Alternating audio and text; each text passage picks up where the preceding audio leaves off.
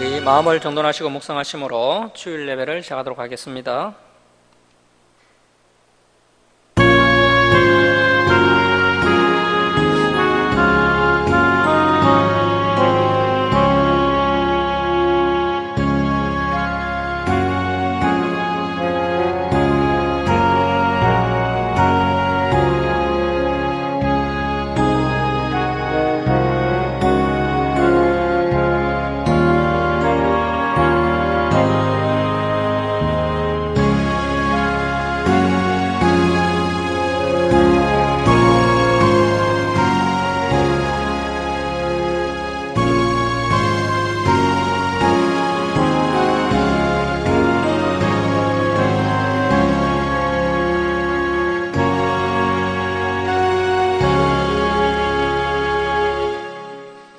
여호와가 우리 하나님이신 줄 너희는 알지어다.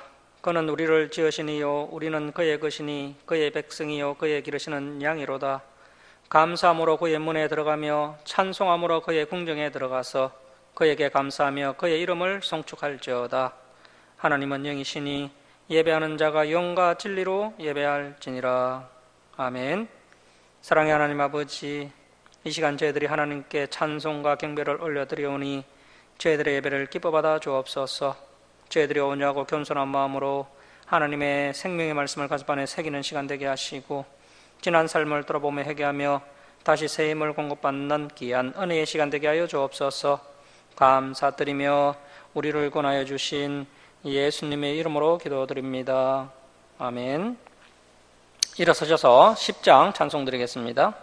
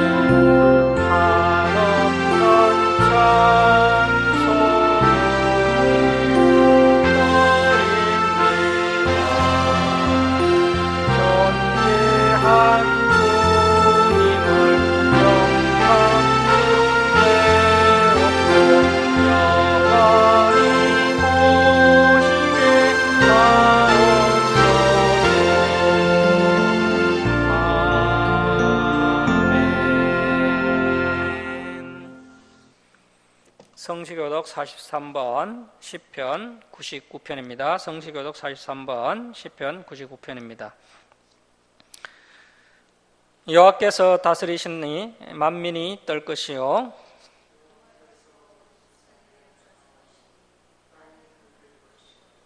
시온에 계시는 여호와는 위대하시고 모든 민족보다 높으시도다.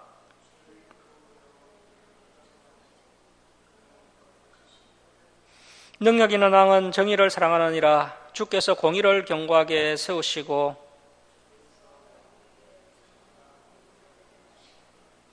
너희는 여호와 우리 하나님을 높여 그의 발등상 앞에 경배할지어다.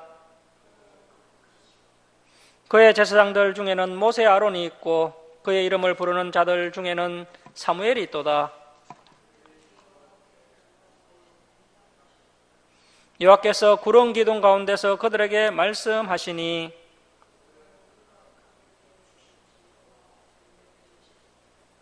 여호와 우리 하나님이여 주께서는 그들에게 응답하셨고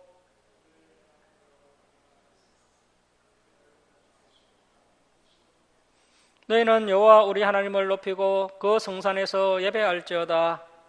여호와 우리 하나님은 거룩하심이로다. 아멘. 사도신경으로 신앙 고백 드리겠습니다. 나는 전능하신 아버지 하나님 천지의 창조주를 믿습니다.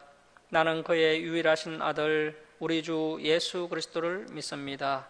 그는 성령으로 잉태되어 동정녀 마리아에게 나시고 본디오 빌라도에게 고난을 받아 십자가에 못 박혀 죽으시고 장사된 지 사흘 만에 죽은 자 가운데서 다시 살아나셨으며 하늘에 오르시어 전능하신 아버지 하나님 우편에 앉아 계시다가 거기로부터 살아있는 자와 죽은 자를 심판하러 오십니다.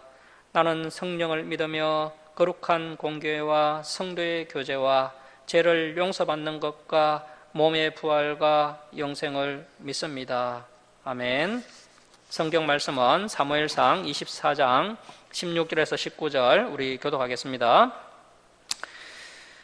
다윗이 사울에게 이같이 말하기를 마침에 사울이 이르되 내 아들 다윗아 이것이 내 목소리냐 하고 소리를 높여 울며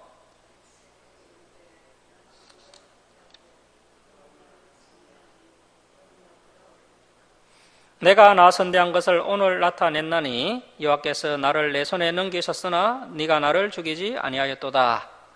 사람이 그의 언수를 만나면 그를 평안히 가게 하겠느냐? 내가 오늘 내게 행한 일로 말미암아 여호와께서 내게 선으로 갚으시기를 원하노라. 아멘. 자리에 앉아주시기 바랍니다. 기도하겠습니다.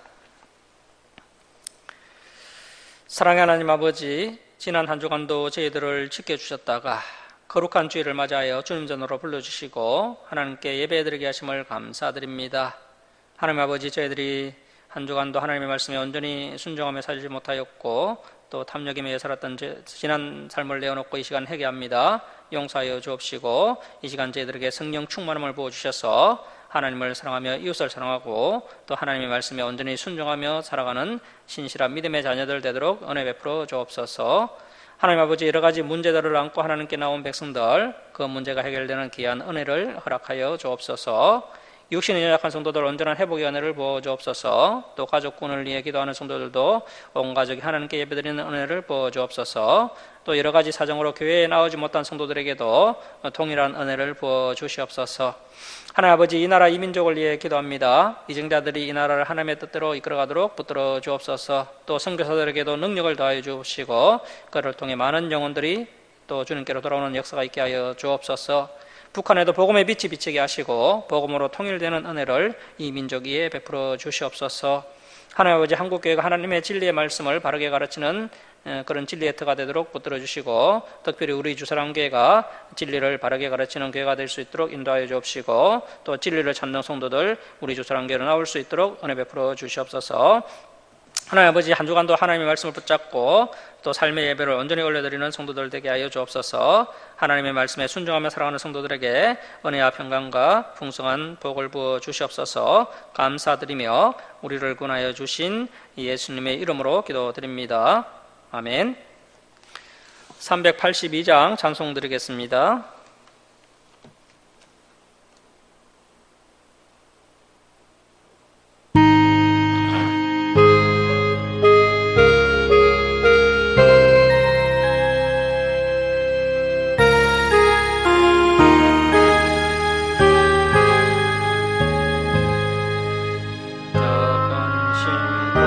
걱정 말아라, 주 너를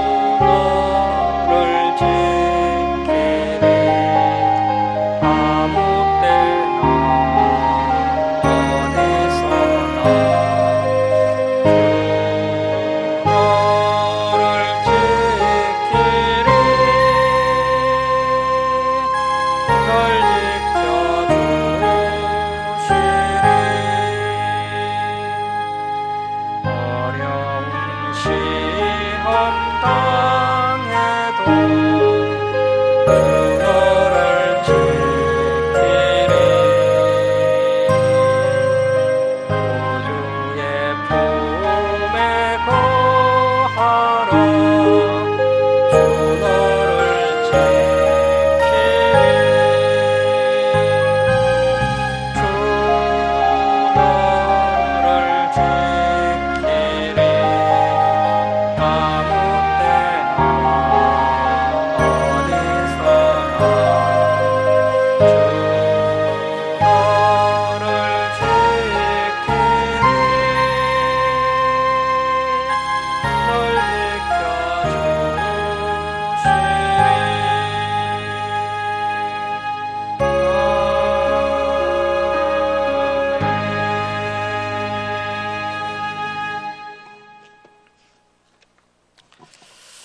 할렐루야, 반갑습니다. 너는 나보다 어렵도다라는 제목으로 하나님 말씀 함께 나누겠습니다. 오늘은 지난 시간에 이어서 사무엘상 23장 15절부터 보도록 하겠습니다. 사무엘상 23장 15절에서 18절에는 다윗과 요나단의 마지막 만남을 소개하고 있습니다. 다윗이 도피 생활이 장기화되고 있을 때 요나단이 잠시 사울 일행에 빠져나와서 다윗을 만납니다. 자, 사무엘상 23장 15절 말씀 보십시오. 다윗이 사울이 자기의 생명을 빼앗으려고 나온 것을 보았으므로 그가 식강야 수풀에 있었더니, 자, 식강야 줄을 치시고 8이라고 적어놓습니다. 여기 PPT 지도를 보시면 이제 다윗의 8번째 도피처가 바로 이 식강야가 되겠습니다. 사울의 아들 요나단이 일어나 수풀에 들어가서 다윗에게 이르러 줄을 치겠습니다. 그에게 하나님을 힘있게 의지하게 하였는데, 자, 이 요나단은 진정한 다윗의 친구죠. 요나단이 다윗에게 다른 것 의지하게 한 것이 아니라 하나님만 힘있게 의지할 수 있도록 했다는 것입니다. 이것이 진정한 이로입니다. 우리도 믿음의 동력자들에게 하나님을 힘있게 의지하도록 하는 그런 진정한 이로를 할 수 있는 그런 친구가 되어야 한다는 것입니다. 자, 17절 말씀 보십시오. 곧 요나단이 그에게 이르기를 두려워하지 말라. 내 아버지 사울의 손이 내게 미치지 못할 것이요 너는 이스라엘의 왕이 되고 나는 내 다음이 될 것을 내 아버지 사울도 안다 하니라. 자, 요나단이 다윗보다 사실 나이가 10살이나 더 많습니다.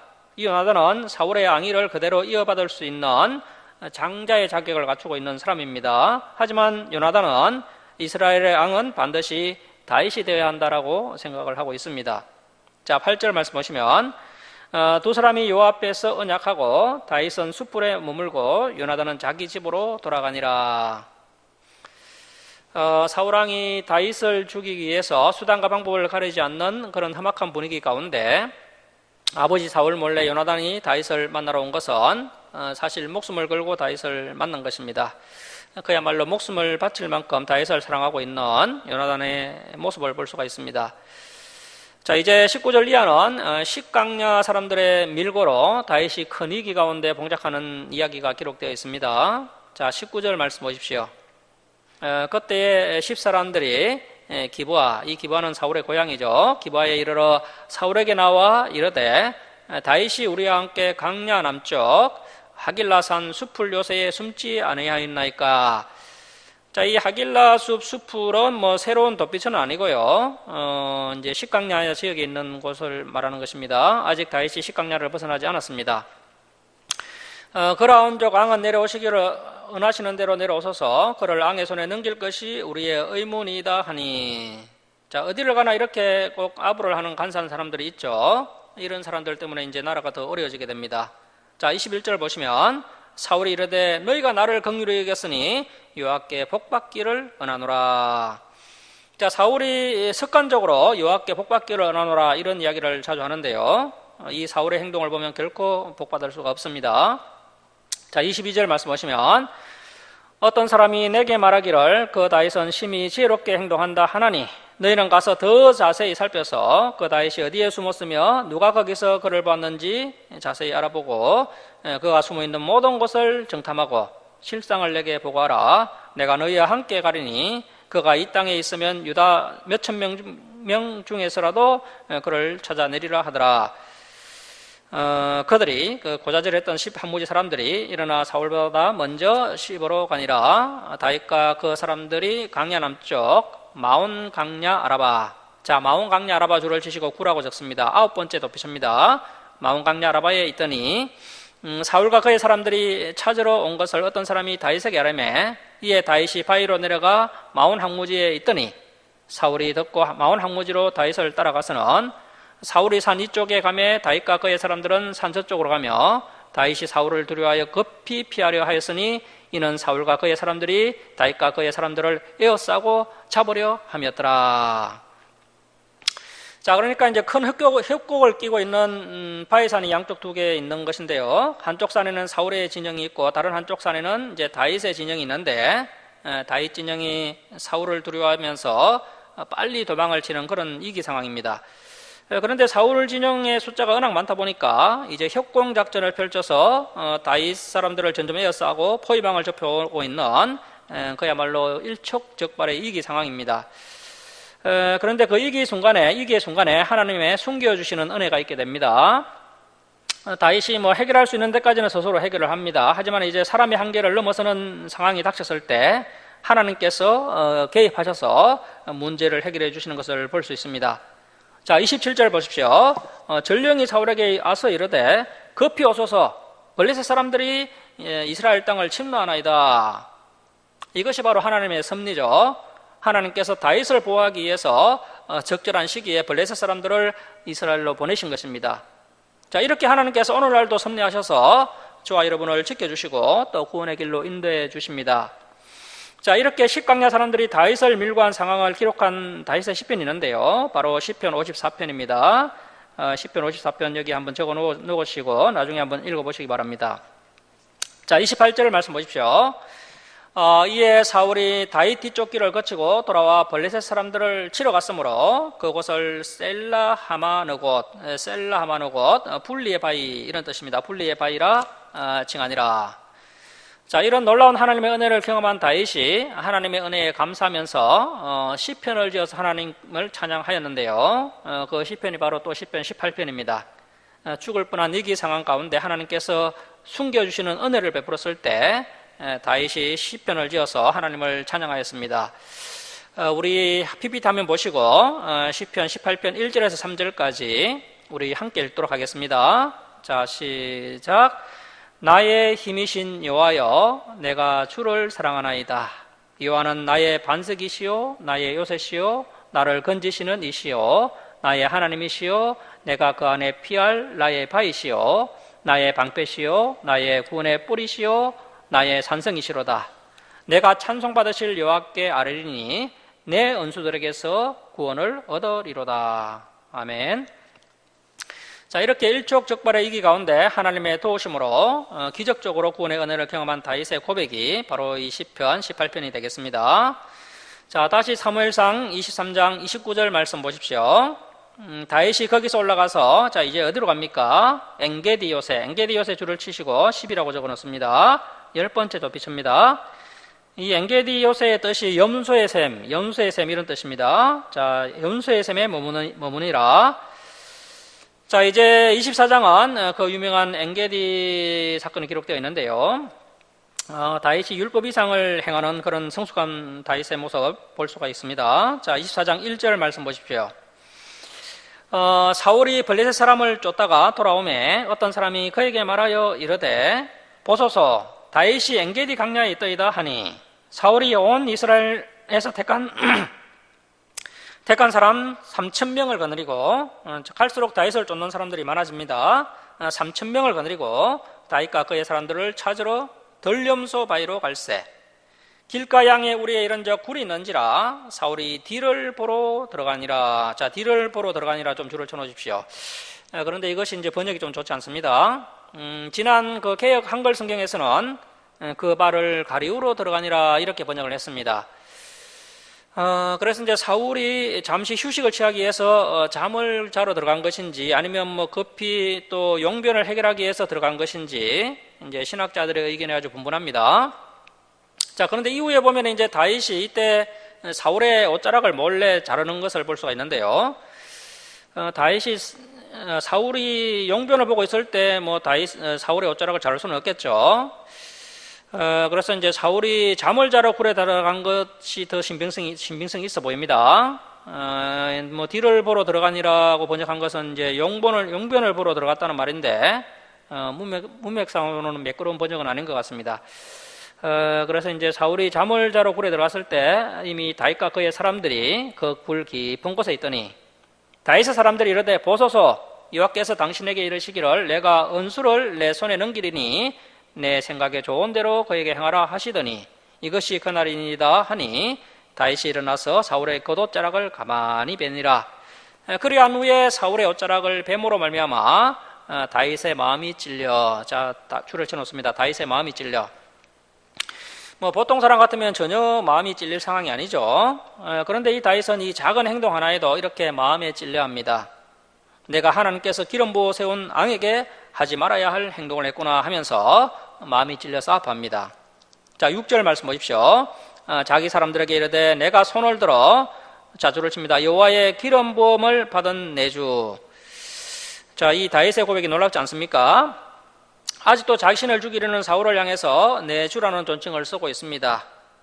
나를 죽이려고 그렇게 쫓아다니는 은수를 내 주라고 이야기하기가 쉽지 않죠. 이 다윗은 은수를 죽일 그런 절호의 기회가 왔는데 은수를 살려주고 또 겨우 옷자락만 베었는데도 하나님께서 기름 부어 세운 왕의 옷자락을 뺀 것을 가슴이 찔려서 아파하고 있습니다. 이것을 보면 다윗의 정말 위대함을 알 수가 있는 것이죠. 자, 내 주를 치는 것은 여호와께서 금하시는 것이니 그는 여호와의 기름 부음을 받은 자가 됨이니라 하고, 다윗이 이 말로 자기 사람들을 금하여 그래서 이제 부하들을 잘 단속해서 사울을 해하지 못하게 하니라. 사울이 일어나 굴에서 나가 자기 길을 가니라. 그 후에 다윗도 일어나 굴에서 나가 이제 사울과 적당히 거리가 멀어졌을 때 사울 뒤에서 애쳐 이르되, 자, 줄을 칩니다. 내 주 왕이여 하매 사울이 돌아보는지라 다윗이 땅에 엎드려 절하고. 다윗의 이러한 모습을 보면 이 다윗은 정말 평범한 사람이 아닌 것을 알 수가 있습니다. 이 다윗은 율법을 넘어서는 사람입니다. 율법 이상을 행하는 사람이 바로 이 다윗이었습니다. 사울은 다윗을 죽이려고 했지만 다윗은 오히려 그러한 사울을 살려줍니다. 다윗이 사울을 살려준 이유는 비록 사울왕이 하나님께 버림을 받긴 했지만 사울은 하나님께서 기름 부어 세우신 지도자였기 때문에 이 사울의 최후는 하나님께 맡겨야 한다는 그런 소신과恩책이 이 다윗에게 있었던 것입니다. 자, 11절 보십시오. 내 아버지여 보소서, 내 손에 있는 왕의 옷자락을 보소서. 내가 왕을 죽이지 아니하고 겉옷자락만 베었은적 내 손에 악이나 죄가가 없는 줄을 오늘 아실지니다. 왕은 내 생명을 찾아 해하려 하시나 나는 왕에게 번제한 일이 없나이다. 여호와께서는 나와 왕 사이를 판단하사 여호와께서 나를 위하여 왕에게 보복하시려니와 내 손으로는 왕을 해하지 않겠나이다.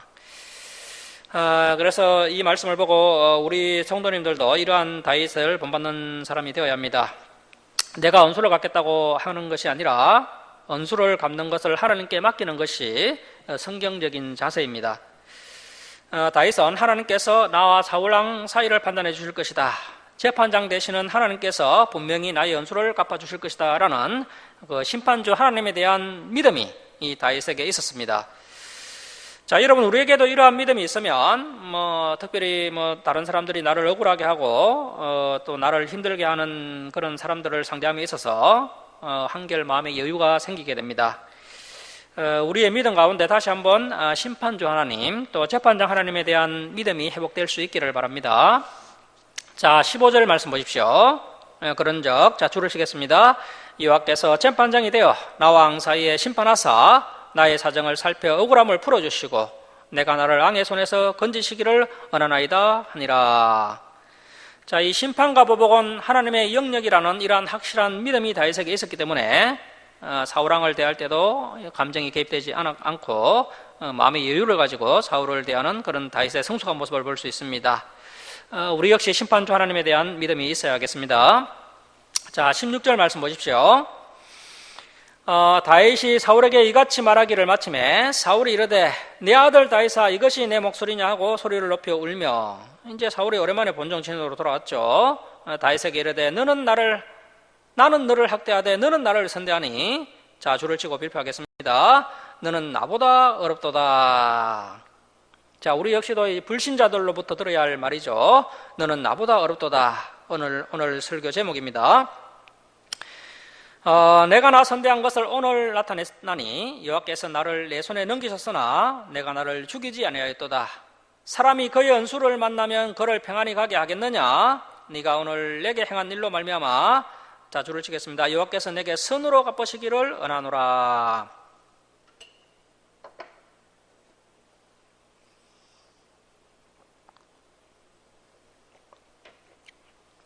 자, 20절입니다. 보라, 나는 내가 반드시 양이 될 것을 알고 이스라엘 나라가 내 손에 견고히 설 것을 아노니.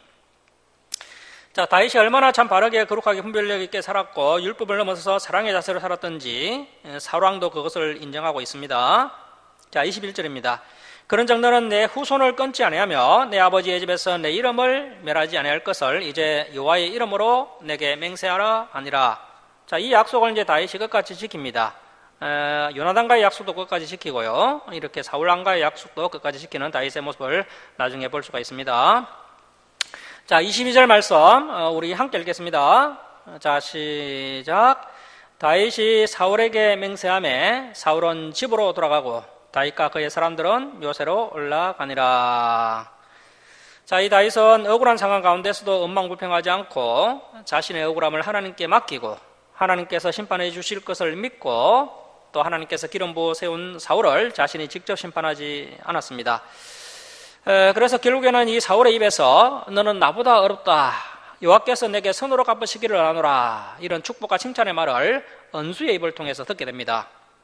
오늘 본문의 다윗을 보면서 우리 성도님들도 선한 도전을 받으셔서 믿음으로 승리할 수 있기를 바랍니다. 자, 이런 사건이 있었지만 시간이 흐르자 사울은 다시 다윗을 죽이려고 했고 다윗은 사울을 피해서 도망자의 삶을 계속해서 살아갑니다. 자, 이런 상황 가운데 민족의 이대한 지도자 사무엘마저 이제 세상을 떠나게 됩니다. 자, 이제 25장은 다윗과 아비가일의 결혼 사건이 소개되고 있는데요. 자, 25장 1절 말씀 보십시오. 사무엘이 죽음에 온 이스라엘 무리가 모여 그를 두고 슬피 울며 라마 그의 집에서 그를 장사한지라. 다윗이 일어나 바란강야 줄을 치시고 10일이라고 적어놓습니다. 자, 이제 11번째 덧붙여 바란강야로 내려가니라. 자, 다윗에게 기름을 부었던 영적 아버지와 같았던 사무엘이 이제 세상을 떠났고 이제 사울은 더 이상 눈치 볼 사람이 없게 되었습니다. 사울은 하나님의 눈치는 진작에 보지 않았고요. 그나마 민족의 지도자 사무엘의 눈치는 좀 살피던 차에 이제 사무엘마저 죽게 되자 사울은 이제 본격적으로 다윗을 뒤쫓기 시작합니다. 이것을 눈치챈 다윗은 유대 최남단 바람강야까지 멀찌감치 도망을 칩니다. 바람강야에서 어느 정도 머물다가 좀 조용해진 것 같자 다윗이 다시 이제 마온 지역으로 올라오게 되는데요. 자, 2절 말씀 보십시오. 마온 줄 치시고 10이라고 적어 놓습니다. 12번째 도피처 마온에서 이제 다윗이 머물고 있는데요. 다윗은 지금 1000명이 넘는 백성들을 거느리고 있기 때문에 늘 먹고 사는 문제 때문에 고민이 많습니다. 그런데 이제 죽으라는 법은 없는 것 같습니다. 마침 다윗이 머물고 있는 마온 지역에 양털 깎는 시기가 되었습니다. 목축업자들이 양털 깎는 시기는 농사 짓는 사람들이 추수를 하는 것과 같습니다.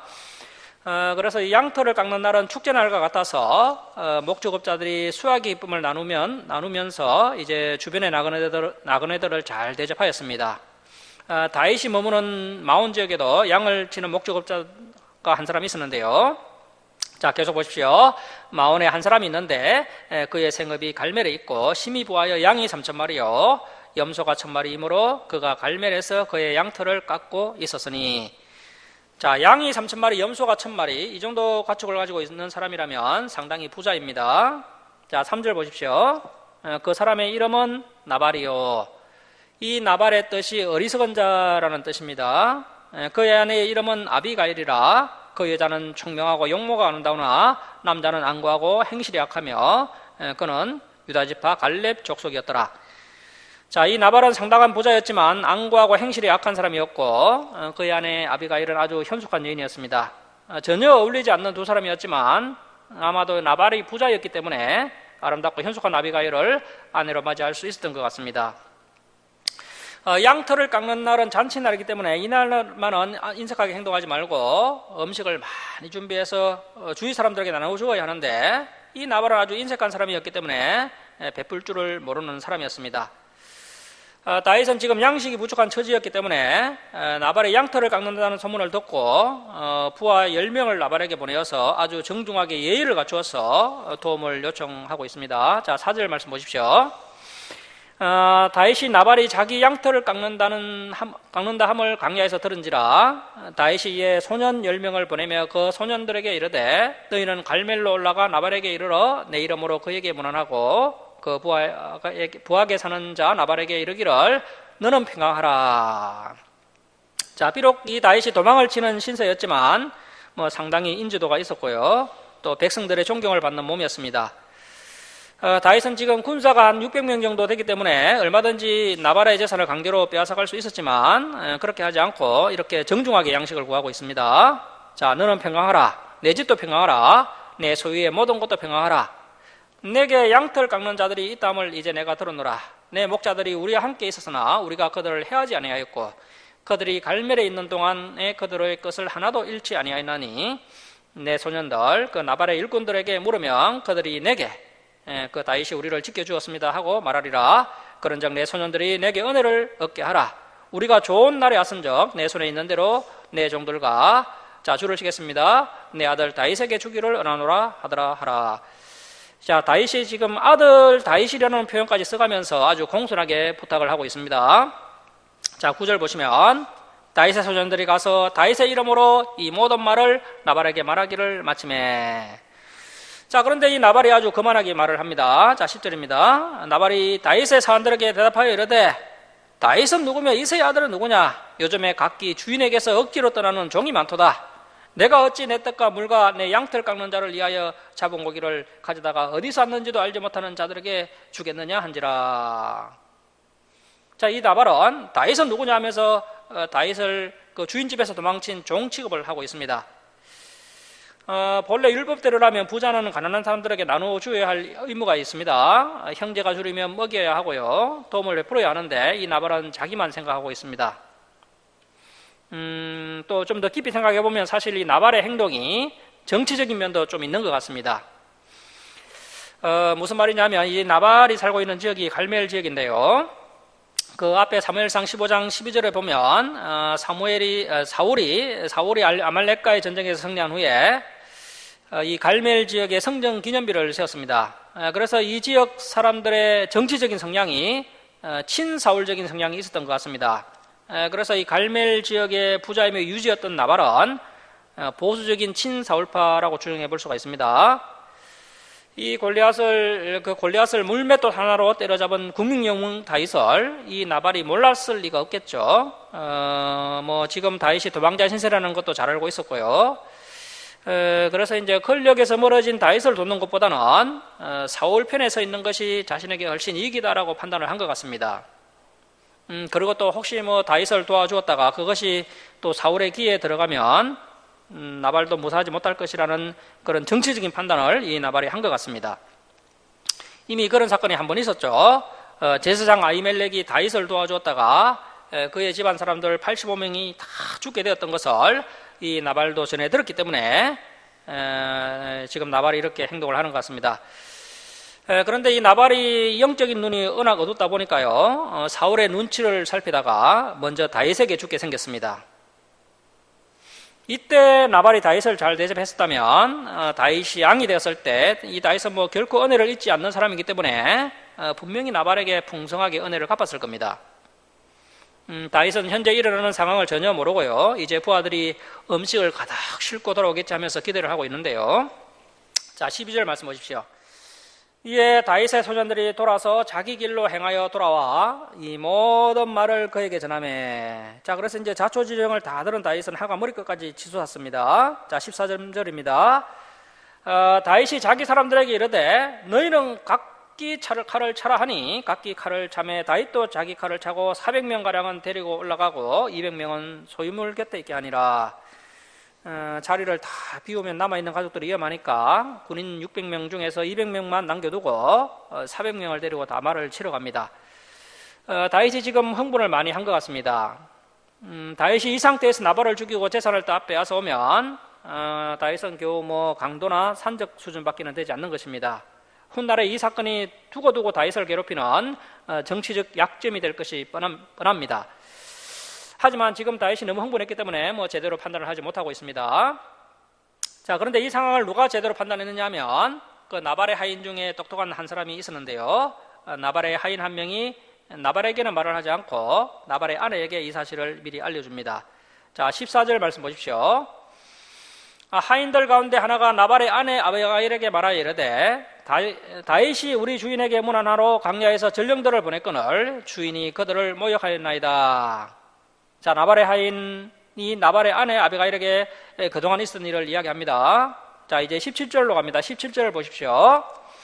그런즉 이제 주인만인 당신은 어떻게 할지를 알아 생각하실지니 이는 다윗이 우리 주인과 주인의 온 집을 해하기로 그래서 나발의 집안을 전멸시키기로 결정하였음이니이다.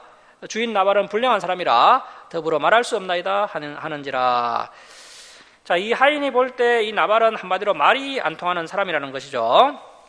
나발은 전혀 소통이 되지 않고 안고하고 어리석은 사람입니다. 그래서 다윗 같은 훌륭한 사람과 좋은 인연을 맺을 수 있었던 그런 조로의 기회를 이 나발이 놓치고 이 사건으로서 이제 이렇게 죽을 위기에 처하게 된 것입니다. 이 나발은 그의 이름처럼 어리석은 사람이었습니다. 나발은 물질만 추구하며 살았던 사람인데 결국 그 힘겹게 모은 물질이 누구한테로 다 갑니까? 결국 하나님의 사람 다윗에게로 다 가게 됩니다. 전 재산과 아내 아비가일마저도 다윗에게로 가게 되는 거죠. 그러니까 이 나발이 뭐 나름대로 머리를 굴리고 똑똑하게 처신을 한다고 했지만 결국 어리석은 판단을 한 것입니다. 자, 그래서 이제 아비가일이 다윗의 일행이 오고 있다는 것을 알고 급하게 음식을 준비해서 다윗을 만나러 갑니다. 자, 20절로 갑니다. 20절 말씀 보십시오. 아비가일이 나귀를 타고 산 호젓한 곳을 따라 내려가더니 다윗과 그의 사람들이 자기에게로 마주 내려오는 것을 만나니라. 다윗이 이미 말하기를, 그래서 이제 다윗이 이미 이 말을 했었다는 것이죠. 내가 이자의 소유물을 광야에서 지켜 그 모든 것을 하나도 손실이 없게 한 것이 진실로 허사라. 그가 악으로 나의 선을 갚는도다. 내가 그에게 속한 모든 남자. 자, 여기서 남자라고 번역한 그 히브리 언어 마시틴 베키르는요, 벽에 오줌 누는 자라는 뜻입니다. 그러니까 이 말은 나발 집안에서 서서 오줌 누는 자들을 다 죽여버리겠다. 그래서 다윗이 화가 너무 나서 그 집안에 씨를 다 말려버리겠다, 이렇게 말을 한 겁니다. 자, 그에게 속한 모든 남자 가운데 한 사람이라도 아침까지 남겨두면 하나님은 다윗에게 벌을 내리시고 또 내리시기를 원하노라 하였더라. 그래서 앞에서 다윗에게 부하들이 보고 있을 때 이제 다윗이 화가 나서 이런 말을 했었다는 것이죠. 이 다윗이 화를 잘 안 내는 사람인데 이 나발의 행동이 다윗을 너무나 화가 나도록 했습니다. 그러니까 아비가일은 지금 목숨을 걸고 다윗을 만나러 가는 것입니다. 자, 23절 말씀 보십시오. 아비가일이 다윗을 보고 급히 나귀에서 내려 다윗 앞에 엎드려 그의 얼굴을 땅에 대니라. 그가 다윗의 발에 엎드려 이르되 내 주여 어라건대 이 제약을 나 곧 내게로 돌리시고 여종에게 주의 귀에 말하게 하시고 이 여종의 말을 들어소서. 언하옵나니 내 주는 이 불량한 사람 나발을 개의치 마옵소서. 그의 이름이 그에게 적당하니 그의 이름이 나발이라. 그는 미련한 자이니이다. 여종은 내 주께서 보내신 소년들을 보지 못하였나이다. 자, 이 아비가일의 말이 남편 나발은 본래 불량한 사람이고 또 어리석은 사람이니까 나발의 말은 더 이상 신경 쓰지 마십시오. 내가 이 일을 미리 알았으면 결코 이런 일이 일어나지 않도록 했을 것입니다 하면서 아비가일이 엎드려서 예의를 갖추어서 너무 겸손하게 이야기하니까 뭐 다윗도 계속 화를 낼 수 없는 그런 상황이 되었습니다. 자, 27절 말씀 보십시오. 27절입니다. 여종이 내 주께 가져온 이 예물을 내 주를 따르는 이 소년들에게 주게 하시고. 자, 그래서 이제 감정이 쌓였을 때 하야할 때 가장 좋은 것은 일단 먹을 것을 앞서야 한다는 것이죠. 일단 먹어야 화가 풀리게 됩니다. 자, 28절 말씀 보십시오. 주의 여종의 허물을 용서하여 주옵소서. 여호와께서 반드시 내 주를 위하여 주를 칩니다. 든든한 집을 세우시리니 이는 내 주께서 여호와의 싸움을 싸우시며 내 주의 일생에 내 주에게서 악한 일을 찾을 수 없음이니이다. 자, 든든한 집을 세운다는 말이 무슨 뜻입니까? 나중에 하나님께서 다윗을 왕으로 세워주신다는 뜻입니다. 그렇게 앙으로 세워주시는 이유가 뭐냐면 지금처럼 다윗이 사람을 마구 죽이지 않는 그런 도덕적인 사람이기 때문에 하나님께서 다윗을 앙으로 세워주신다는 것이죠. 그러니까 다윗이 명분 있는 여호와의 싸움만 싸우고 이런 사소로운 일로 보복을 하는 그런 사람이 아니기 때문에 다윗을 앙으로 세워주신다는 것입니다. 다윗이 이 아비가일의 말을 듣고 좀 찔렸을 것입니다. 자, 그리고 이런 흠이 될 일을 이제 남기면요, 나중에 이제 다윗이 앙이 되었을 때 이제 후회할 것이 뻔합니다. 그렇게 되면 안 되기 때문에 지금 하나님께서 나를 보내서 맡고 있는 것입니다. 이렇게 아비가일이 이야기하고 있습니다. 그리고 또 하는 말이 비록 다윗이 도망을 다니기는 하지만 결코 목숨을 잃지 않을 뿐 아니라 오히려 다윗을 죽이려는 사람들을 하나님께서 보복해 주실 것입니다 하면서 다윗을 위로까지 해줍니다. 자, 이렇게 이제 아비가일의 지혜로운 말은 그 다윗의 첫 번째 아내 미갈이 하는 말과는 천지 차이입니다. 미갈은 다윗이 하나님의 법궤가 들어올 때 말 한마디로 다윗을 바보로 만들어 버렸죠. 자, 그런데 이 아비가일은 말 한마디로 아직 앙도 되지 않은 다윗을 앙으로 만들어 버립니다. 다윗이 아비가일의 말을 듣고 있다 보니 벌써 자신이 앙이 된 것 같습니다. 이런 지혜로운 여인의 말을 듣고 다윗의 분노가 순식간에 찬송으로 변해버립니다. 자, 32절로 갑니다. 32절 말씀 보십시오. 다윗이 아비가일에게 이르되 오늘 너를 보내어 나를 영접하게 하신 이스라엘의 하나님 여호와를 찬송할지로다. 또 내 지혜를 칭찬할지며 또 내게 복이 있을지로다. 오늘 내가 피를 흘릴 것과 친히 복수하는 것을 내가 막았느니라. 자, 아비가일의 말을 들은 다윗은 순식간에 정신을 차렸던 것이죠. 아비가일의 말을 듣는 순간에 정리가 다 되게 됩니다. 아비가일의 말을 듣다 보니까 다윗이 너무 앞만 보고 너무 작은 일에 흥분을 해서 일을 그르칠 뻔한 것이 보인 것입니다. 그래서 들을 귀 있는 사람이 복된 사람입니다. 우리 성도님들도 이 다윗처럼 들을 귀가 있기를 주님의 이름으로 축원합니다. 자, 36절 말씀 보십시오. 아비가일이 나발에게로 돌아오니 이렇게 이제 이 길을 잘 해결하고 아비가일이 이제 집에 돌아오니까요, 그 나발이 앙의 잔치와 같은 잔치를 그의 집에서 배설하고 크게 취하여 마음의 기쁨으로 아비가일이 밝는 아침까지는 아무 말도 하지 아니하다가, 이 나발이 지금 천지를 모르고 행동하고 있죠. 술이 취한 사람에게 아무리 말해봐야 아무 소용이 없기 때문에 이제 날이 새고 맨정신으로 돌아설 때 이제 아비가일이 이야기를 합니다. 자, 37절 말씀 보십시오. 아침에 나발이 포도주에서 깬 후에 그의 아내가 그에게 이 일을 말하매 그가 낙담하여 몸이 돌과 같이 되었더니, 자, 이 낙담하여라는 히브리 언어를 보면요, 마음이 죽었다 이런 뜻입니다. 나발이 신경경색이나 뇌졸중이 갑자기 온 것인지는 모르겠지만 나발이 열흘 동안 몸이 굳었다가 그대로 죽게 됩니다. 자, 38절 말씀 보십시오. 한여름 후에 여호와께서 나발을 지심해 그가 죽으니라. 자, 그래서 이런 사람들은 하나님께서 직접 손을 보신다는 것이죠. 다윗이 나중에 이 소문을 듣고 섬찟했을 겁니다. 가만히 두면 죽는데 하나님께서 다 갚아주시는데 괜히 건드렸다가 다윗의 오명에 큰 오점만 남길 뻔했습니다. 자, 39절 말씀 보십시오.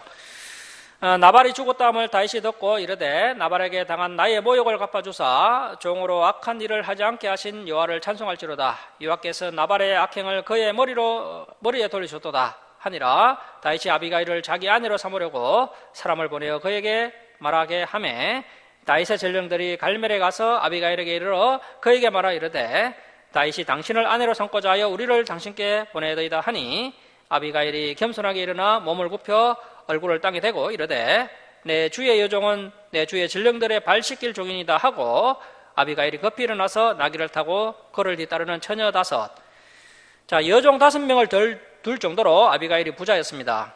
아비가일은 한마디로 돈 많은 가부였죠. 사실 다윗이 이 아비가일과 결혼을 했겠습니까? 물론 아비가일이 아주 지혜롭게 처신을 잘했기 때문인 것도 있지만, 지금 다윗은 자신 곁에 있는 그 수많은 사람들을 먹여 살려야 했기 때문에 아비가일과 결혼한 그런 부분도 있습니다. 사실 이 아비가일은요, 다윗보다 나이가 훨씬 더 많았을 것입니다. 다윗이 처음에 이 나발에게 부하들을 보낼 때 그 8절에서 나발에게 뭐라고 이야기했습니까? 내 아들 다윗이라고 이야기했습니다. 그렇다면 나발이 나이가 아주 많았고요, 아비가일도 나이가 많았던 것으로 추정이 되는 거죠. 하지만 다윗은 지금 이것저것 따질 처지가 못 됩니다. 딸린 식구들을 먹여 살려야 했기 때문에 아비가일과 결혼을 하게 된 것입니다. 자, 처녀 5과 함께 다윗의 전령들을 따라가서 다윗의 두 번째 아내가 되니라. 자, 이제 43절에는 아비가일 말고 또 다른 아내가 나옵니다. 자, 43절 말씀 보십시오.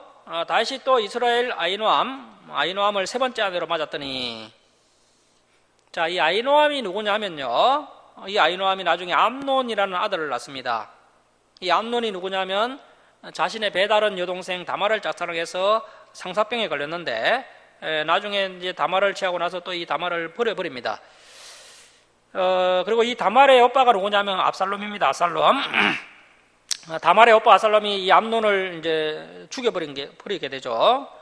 그래서 이 사건으로 인해서 이제 압살롬하고 아버지의 관계도 또 틀어지게 되고, 그러면서 이제 압살롬이 나중에 또 반역을 일으키게 됩니다. 자, 그래서 계속 보시면 아히노암을 아내로 맞았더니 그들 두 사람이 그의 아내가 되니라. 아히노암은 미갈과 아비가일에 이어 다윗의 세 번째 아내로서 후에 이제 다윗의 장남 암논을 낳게 됩니다. 이렇게 다윗은 아비가일을 아내로 취하고 나서도 아히노암을 또 다시 아내로 삼았는데, 아마도 이제 다윗이 정치적 입지를 강화하기 위해서 이렇게 결혼을 했던 것으로 보입니다. 아비가일과 아히노암은 모두가 다 유다 지파 출신 여인들이었고요. 아마도 유다 지파와의 결속을 강화하기 위해서 다윗이 이 여인들과 결혼을 한 것으로 보입니다. 이러한 다윗의 모습은 정략 결혼이 흔했던 당시의 상황으로 볼 때 충분히 이해할 수 있는 상황이었지만, 하나님의 율법인 일부 일처제를 어기는 다윗의 잘못된 선택이었습니다. 자, 이렇게 다윗이 하나님의 법에 불순종하면서 그의 미래의 인생에 불행한 씨앗이 뿌려지게 됩니다. 자, 44절 말씀 보십시오. 사울이 그의 딸 다윗의 첫 번째 아내 미갈을 갈림에 사는 라이스의 아들 발디에게 주었더라. 자, 미갈이 다윗의 첫 번째 아내였는데 다윗이 도망자 신세가 되니까 사울이 자신의 딸 미갈을 다른 사람에게 또 시집을 보내버립니다. 성경은 하나님께서 짝지어 주신 것을 사람이 나누어서는 안 된다. 그리고 엄행한 이후에는 절대 이혼할 수 없다라고 말씀하셨습니다. 그래서 사울이 자신의 딸이었던 미갈을 개인적 감정과 정치적 목적으로 다른 사람에게 다시 시집 보낸 것은 하나님께 큰 죄를 지은 것입니다. 말씀을 마치도록 하겠습니다. 사랑하는 성도 여러분, 하나님은 오늘날도 신비로운 방법으로 우리의 일상에 세밀하게 일하시며 섭리하고 계십니다. 우리를 향한 하나님의 보호하심은 매우 절묘하고 정확합니다. 그 하나님을 신뢰하시고 더욱 어렵게 선하게 살아감으로 하나님의 놀라운 섭리를 경험하시고 다윗처럼 구원의 하나님을 찬양하는 저와 여러분 될 수 있기를 주님의 이름으로 축원합니다. 기도하겠습니다. 사랑의 하나님 아버지, 다윗이 사울의 군대에게 포위를 당하는 일촉즉발의 위기 가운데 하나님께서 다윗을 보호해 주시기 위해 신비롭게 개입하시는 장면을 보았습니다. 저희들도 다윗처럼 믿음의 모습으로 살아간다면 저희들 역시 하나님의 절묘하고 정확한 보호를 받게 될 줄 믿습니다. 오늘 본문을 통해 율법 이상을 행하는 다윗의 아름다운 모습도 보았습니다. 부당한 핍박 앞에서 선으로 악을 이기려는 다윗의 모습을 보았습니다. 저희들도 부당한 대우와 핍박을 받을 때 심판을 하나님께 맡기며 은수를 위해 기도하며 은수를 사랑하는 성숙한 신앙이 될 수 있도록 인도하여 주옵소서. 모든 것을 감사드리며 우리를 구원하여 주신 예수님의 이름으로 기도드립니다. 아멘. 384장 찬송 드리고 봉헌 드리겠습니다. 오늘 전 지사님 가정에 안 오셨는데요, 건 지사님이 좀 대신 봉사 좀 해주시기 바랍니다. 384장 찬송 드리겠습니다.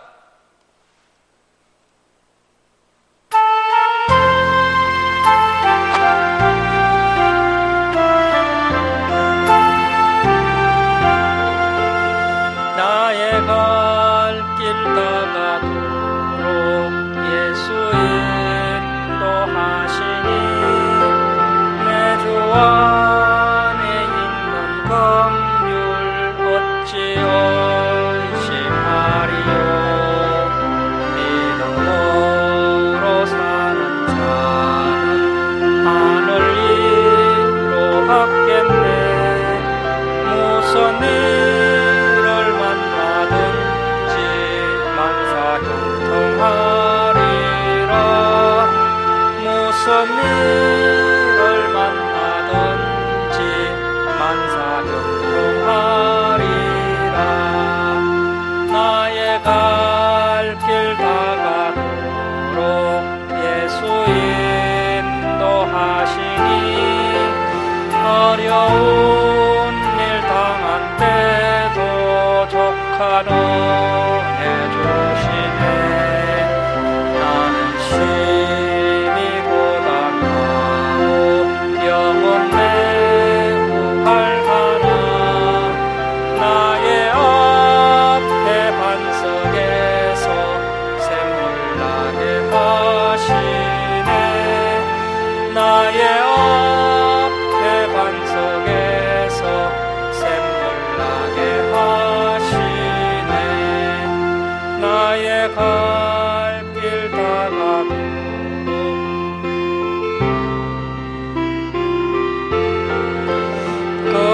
사랑 어찌 큰지 말로 할 수 없도다. 성령 감화 받은 영혼 하늘나라 갈 때에 영영 울을 나의 찬송 예수 인도하셨네. 영영 울을 나의 찬송 예수 인도하셨네. 아멘.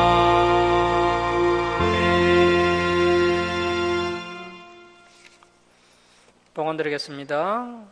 11조 예물 올려드립니다. 감사한금 올려드립니다. 그리고 성경 올려드립니다. 주정금 올려드립니다. 기도하겠습니다. 사랑의 하나님 아버지, 크신 사랑과 은혜에 감사드립니다. 죄악 가운데 멸망당할 저희들을 독생자 예수 그리스도의 보혈로 구원하여 주시고 날마다 또 진리의 말씀으로 승리의 길로 인도해 주시니 감사드립니다. 하나님 아버지, 저희들에게 베푸신 은혜와 사랑에 감사하며 때를 따라 또 저희들의 필요를 채워주심을 감사하며 하나님께 예물 올려드립니다. 기뻐 받아 주옵소서. 이 예물을 올려드린 주님의 백성들 주님께서 날마다 지켜보아 주시고 또 가정에 감사 기쁨이 넘쳐나게 하여 주옵소서. 또 저희들의 기도에 응답하여 주옵시고 주님께서 또 부족한 것 아시오니 저희들의 필요를 풍성하게 채워 주시옵소서. 이 예물을 주는 것마다 하나님의 영광이 나타나게 하여 주옵소서. 감사드리며 우리를 구원하여 주신 예수님의 이름으로 기도드립니다. 아멘.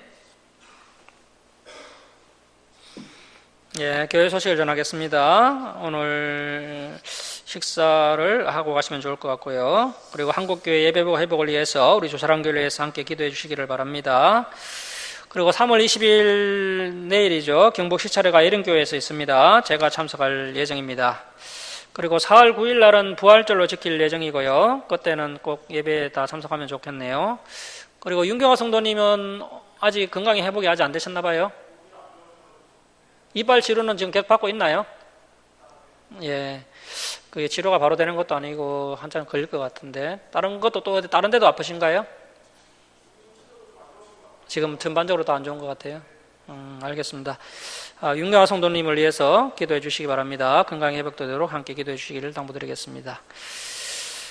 주일 예배 때 살펴봤던 말씀 한 주간 동안 복습하시고 다음 주일에 진행될 말씀들도 미리 읽어오시기 바랍니다.